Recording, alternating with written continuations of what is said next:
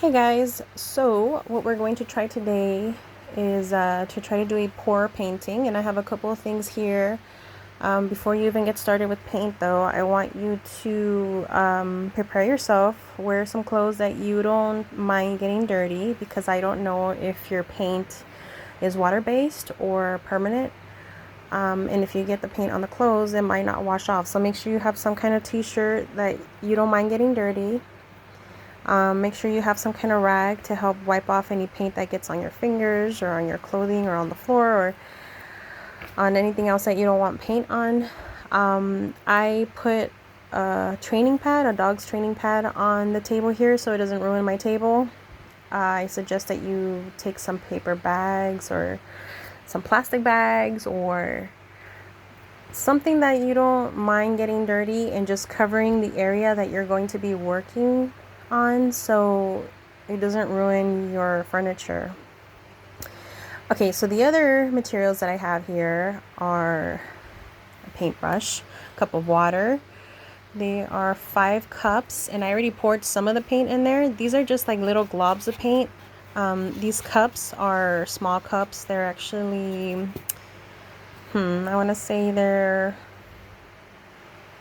I don't know, they're kind of small. Maybe they're 4 ounces. No. Does it say on the bottom? Well, they're small. They're not very big. And I poured just a little bit of paint. Literally from this little bottle, I just kind of like squirt a little squirt in there. And what we're supposed to do is add some water with the paint. You see the glob in there? It's a glob of paint, and there's some water in there. So once you get the paint and the water in there, and make sure it's just a little bit of water, because if there's too much water, the painting won't come out so nice. It's going to be way runny, and we don't want it to be very runny, but we also don't want the paint to be too thick that it doesn't want to move around on our cardboard. I actually don't have any canvases, and that's why I'm using cardboard. This was it used to be a box that held something for me, but I cut off the flaps. And so this is one of the flaps, and this is another flap here, and I used some gesso to kind of prepare the surface. Here's the gesso. It's not necessary, I don't think, because the paint is going to cover the cardboard anyway. But if you do have gesso and you want to prepare the surface, you can. It's just it makes it white. It's just a white surface. And let me see what else. And I have a rag here. I think I told you, to help keep the paint off the furniture. Okay, so once you have the paint and the water inside of your cup, you're going to take your paintbrush or whatever you have to stir it together. Make sure that make sure the consistency isn't so watery, but also not thick, because we do want this paint to kind of be able to move around if we needed to. So this is actually way too watery. That looks like water, right? That's too much water. So I'm going to add a little bit more paint to make it just a little bit thick. And then this is too thick. You see how slowly it moves? We do not want it to move so slowly when we are trying to pour it out of the cup. It's going to take forever to move around. So we got to make sure to add a little bit of water so it's a little bit more fluid, okay? Okay, be careful when you're pouring the paint. I already spilled some on my cardboard. So silly, but it's okay. We're going to get all the paint on there anyway. So if you do want to measure, I would say if you take a tablespoon of paint, let's say 2 tablespoons of paint, then you add 1 tablespoon of water. So if that kind of helps you figure out how much water you need to the paint, then a lot less water than paint. We just want to make it just a little bit more runny, just a little bit more. See how it runs faster? So after that, you need to take another cup. So I have 6 cups here. This one's empty. And then you're supposed to pour all the colors together. And you don't have to necessarily pour all of the paint in there. Just, I'd say half of what you got. And you can pour them in whatever That one was too runny, but it's okay. You have to pour all the paint in there together in the one cup that was empty. That one's very glooky. I'm not sure why it was so... I stirred it, but I guess it wasn't enough. Okay, so once you have all the paints that you wanted to add to your empty cup, you're going to somehow flip this cup over onto your cardboard here. And I have to use both of my hands to do that. So I have to get my stand and put the phone on the stand so I can show you how to do it without making a mess. Okay, so I'll be back in a minute. Okay guys, so you take your cardboard or your canvas. I don't recommend you do this with paper. The paper is too thin. The paint is going to go through the paper. So I really recommend that you get a piece of cardboard or just something thick that the paint won't run through. You know what I mean? The paper won't absorb the paint. So this cardboard is not going to absorb the paint. It's just going to stay on there. So what's going to happen is you have to take your cardboard, lay it on top of your cup. Okay, so you hold with one of your hands, whatever hand you want, lay your hand on top of the cup, on top of the cardboard, and then with the other free hand, you're going to hold on to the cup. See, I'm lifting it. So then you're going to, as you're holding the cup and the cardboard together, you flip it over. And it's already dripping, but it's okay because it's supposed to drip all over the place. And since I have two pieces of cardboard here, I can kind of, whatever paint that comes out of this cup, I can lift it and I can lead it to go around a little bit. And this is pour painting, guys. So it's kind of like you're pouring the paint out onto your canvas or your picture plane, and then you just guide it around so it goes all the way in the edges.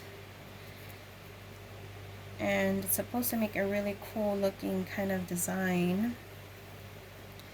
And so I'm just leading the paint around all the spaces that I want it to touch, and I'm just gonna make sure that the paint touches every single piece of the cardboard here. And your hands are gonna get messy.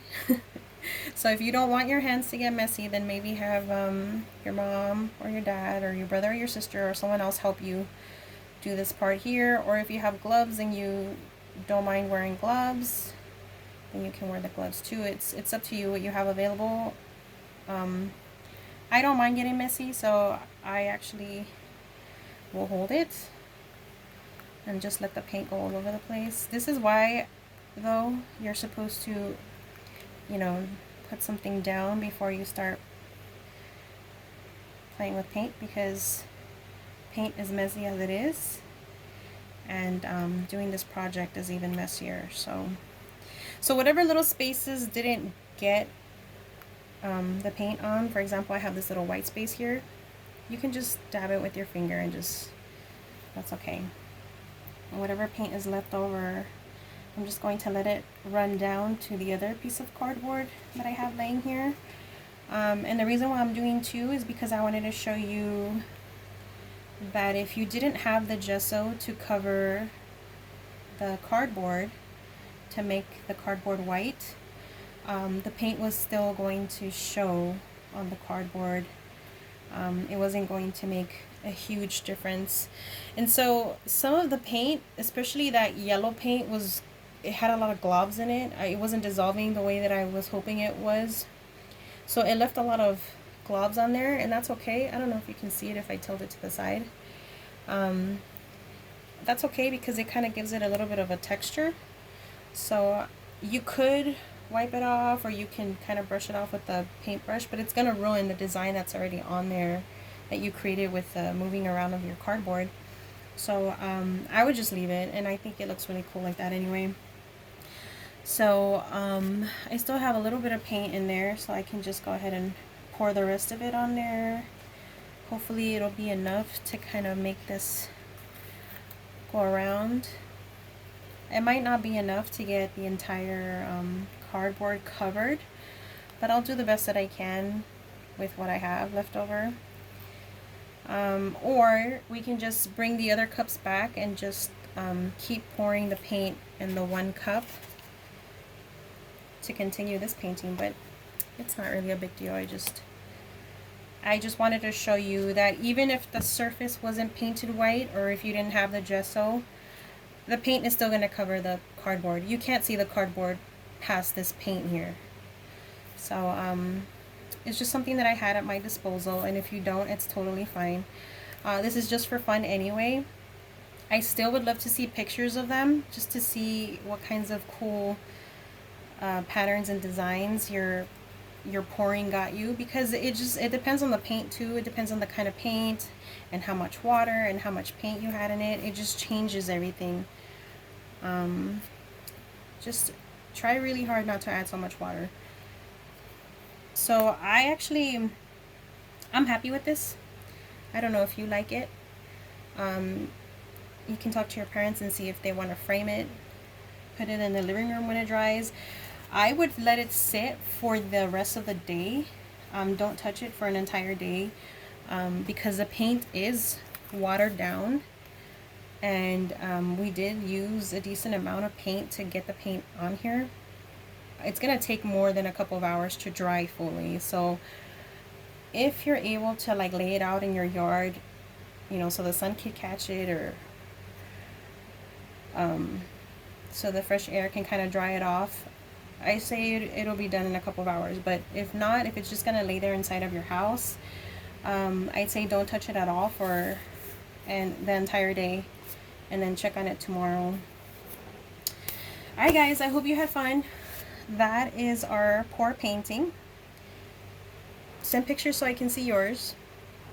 I'm pretty sure yours are going to be awesome. I like this corner right here. I think this corner is really pretty. But yeah, I hope it was fun for you. Make sure that you guys are being clean and you laid everything out beforehand, so all this paint doesn't get all over the furniture. We don't want our parents to be upset. Alright guys, I'll talk to you soon. Bye.